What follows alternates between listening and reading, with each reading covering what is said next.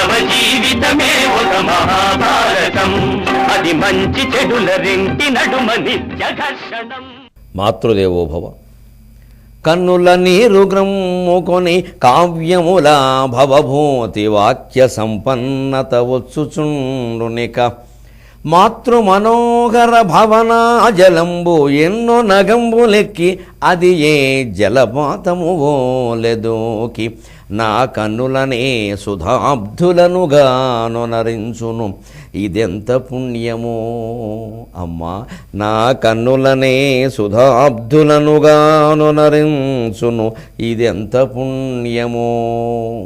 చెట్లు లేని చోట ఆమోదం చెట్టే మహావృక్షంగా పూజింపబడుతుందనే విషయాన్ని మనకి తెలియజేస్తూ ఉన్న మహాభారత కథాశ్రవణం కోసం ఎదురు చూస్తూ ఉన్న భక్తి టీవీ ప్రేక్షక మహాశయులందరికీ కవి బ్రహ్మ, ఉభయ కవి మిత్రుడు తిక్కిన సోమయాజ రచించిన ఆంధ్ర మహాభారతం శల్యపర్వానికి సాగుతున్న సామాజిక వ్యాఖ్యలో 1295వ భాగానికి స్వాగతం పలుకుతున్నాం. మానవ జీవితమే ఒక మహాభారతం, అది మంచి చెడుల రెంటి నడుమ నిత్య ఘర్షణం. కృపాచార్యుడు దుర్యోధనుడికి చెబుతున్నాడు, అయ్యా నీలాగే నేను ఆలోచిస్తున్నాను, నీ కోసమే ఆలోచించు, మా ఎవరి కోసం ఆలోచించమని చెప్పట్లా. అసలు ఇదంతా ఎందుకు చేస్తారు ఎవరైనా ఇలాంటిది?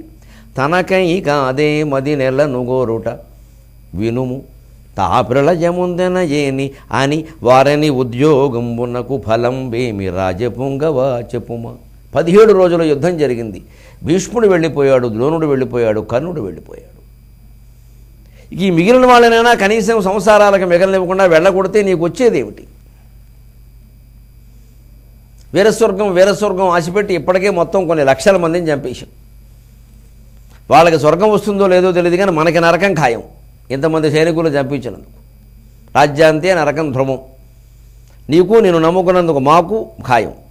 ఎందుకు ఇది? ఈ హింస ఇంకనైనా ఆపుచేయి. ఏ మనిషి అయినా ఎంత ప్రళయాన్ని సృష్టించినా చివరికి తన బాగు కోసమే కదా. తాను కూడా చనిపోయేటప్పుడు ఎందుకు వచ్చింది? ఇంత చంపి 2వ ప్రపంచ యుద్ధాన్ని సృష్టించిన హిట్లర్ ఆత్మహత్య చేసుకున్నాడు కదండి. ప్రపంచ చరిత్ర భారతంలో చెప్పినట్టే జరగల. ప్రపంచంలో ఎక్కడ జరుగుతున్న ఏ యుద్ధాలు, ఏ ప్రమాదాలు, ఏ పవి మీరు చూసినా భారతీయ సాహిత్యంలో ఏం చెప్పారో అదే జరుగుతోందండి.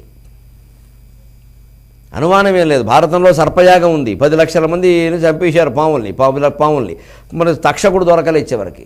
సరిగ్గా ఇరాక్ మీద అమెరికా వాడి యుద్ధం ఏమైంది? 10 లక్షల మంది పిల్లలు చచ్చిపోయారు పాలు మందులు అందక. సద్దాం హుస్సేన్ దొరకడానికి 20 ఏళ్ళు పట్టింది, 10 ఏళ్ళు.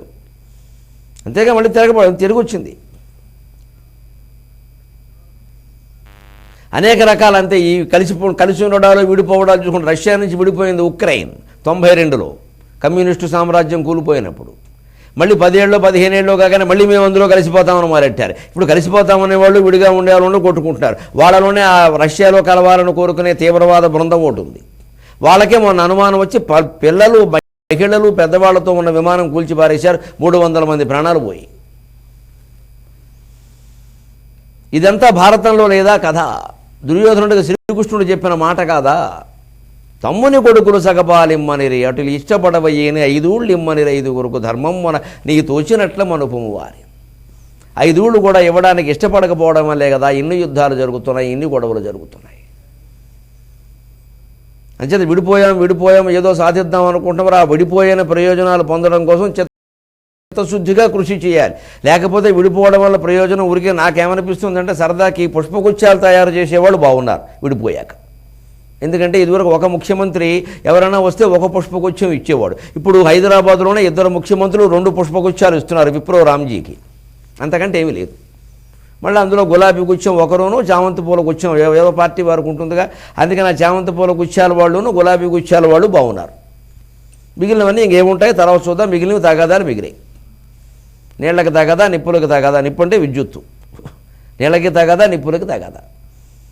అంటే జరిగింది ఏదో జరిగింది. సామరస్యంతో అన్ని చర్చల ద్వారా పరిష్కరించుకుని ఉభయ రాష్ట్రాలు అభివృద్ధి చెందేటువంటి విషయంలో చూసుకోవాలి తప్ప లేకపోతే ఊరికే పుష్పగుచ్చాలు ఇచ్చుకోవడం, ఫోటోలు తీయించుకోవడమే మిగులుతుంది. ఇది తేడా. ఇదంతా మనకి భారతం అందిస్తోంది. ఇంత యుద్ధం చేసావు దుర్యోధన, ఏం బావుకున్నావు? నీకోసం కదా ఇదంతా చేసింది. నీకు కూడా ఏ ప్రయోజనం లేనప్పుడు ఏమిటాయని భీముడు చంపేయడం ఖాయమని నువ్వే చెబుతున్నావు కదా. ఇప్పుడు వినకపోయినా నా మాట సర్వనాశనం అయ్యాకేనా వింటావు చెప్పేది విను అన్నాడు ఆయన. సర్వనాశనం అయ్యాక వింటే ఉపయోగం ఏముంది? అయినా పెద్దవాళ్ళు అలాగే చెప్తారు, సర్వనాశనం అయ్యాకైనా ఇప్పటికే నువ్వు అంటున్నావని నాకు తెలిసింది, విదురుడు చెప్పినట్టు జరుగుతోంది, కృష్ణుడు చెప్పినట్టు జరుగుతోంది, అయ్యో అయ్యో అని అంటున్నావని తెలిసింది, ఇప్పుడు నేను చెప్పినట్టు ఇంకా జరగకముందు ఇప్పుడైనా మెలుకు. మనిషి ఎంత మూర్ఖంగా ఉంటాడో చూడండి. ఓ పక్క పెద్దవాడు చెప్పినట్టు జరుగుతోంది అంటూనే ఉంటాడు, తన మూర్ఖత్వం విడిచిపెట్టాడు. అంచేత ఈ మూర్ఖులతో ఒక్కటే పరిస్థితి ఎప్పుడూ కూడా, కుటుంబాలలోనైనా సమాజంలోనైనా. మూర్ఖులు మూర్ఖత్వాన్ని విడిచిపెట్టరు, ఆ మూర్ఖుల్ని మనం విడిచిపెట్టడమే సరైన పద్ధతి. అందుకే భర్తృహరి సుభాషితాల్లో మొట్టమొదటి మూర్ఖ పద్ధతి చెప్పాడు, మిగిలినవే తర్వాత చెప్పాడు. ముందు తేల్చుకోమన్నాడు. అయితే నీతి శతకానికి ముందు మూర్ఖ పద్ధతి ఏమిటంటే ధైర్య పద్ధతి, శౌర్య పద్ధతి, దైవ పద్ధతి, కర్మ పద్ధతి, నీతి పద్ధతి బోల్డ్ ఉంటేను. ముందు మూర్ఖత్వం వదలంది, లేదా మూర్ఖుడిని మనం వదిలించుకుంది. జీవితంలో ఏం సాధించిన మూర్ఖుడిని పట్టుకు మనం వేలాడు. కొడుకు మూర్ఖుడు, తండ్రి వాడిని పట్టుకు వేలాడతాడు. లేదా తండ్రి మూర్ఖుడు, కొడుకు వాడిని పట్టుకు వేలాడతాడు. మా నాన్నగారు మాకు ముఖ్యం. మూర్ఖుడైతే వదిలేయాలి, తండ్రి ఏమిటి కుటుంబాన్ని నాశనం చేసేస్తుంటే, తాగి దందనాలాడి దెబ్బకు రోడ్డు మీద భారస్తే తెలిసి వస్తుంది, తండ్రికి తెలిసి వస్తుంది, కొడుక్కి తెలిసి వస్తుంది. మంచిది, మూర్ఖత్వాన్ని మనం వదిలించడం కష్టం, మూర్ఖుడిని వదిలించుకోవడమే. ఆ పని దుర్యోధనుడి విషయంలో ధృతరాష్ట్రుడు 10 ఏళ్ల వయస్సులోనే 12 ఏళ్ల వయస్సులోనే చేయకపోవడం వల్ల ఇప్పుడు ఎంతవరకు వచ్చిందండి? అంచేత ఇప్పుడు వినకపోయినా నా మాట సర్వనాశనం అయ్యాకైనా వింటావు, అప్పుడు వింటే ఉపయోగం ఏముందయ్యా అన్నాడు.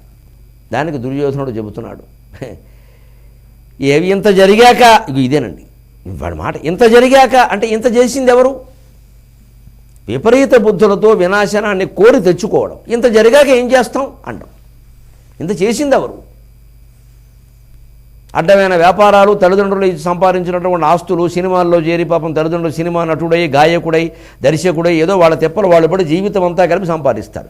ఈ కొడుకులు వాళ్ళ పేరు మీద సినిమాల్లో ప్రవేశిస్తారు. నటులుగాను, గాయకులుగాను, విటులుగాను, నటవేట గాయక గణికీ జనం అని అలా ప్రవేశిస్తారు. వాళ్ళ ఆస్తులు నాశనం చేస్తారు. మానవ జీవితమే ఒక మహాభారతం, అది మంచి చెడుల రెంటి నడుమ నిత్య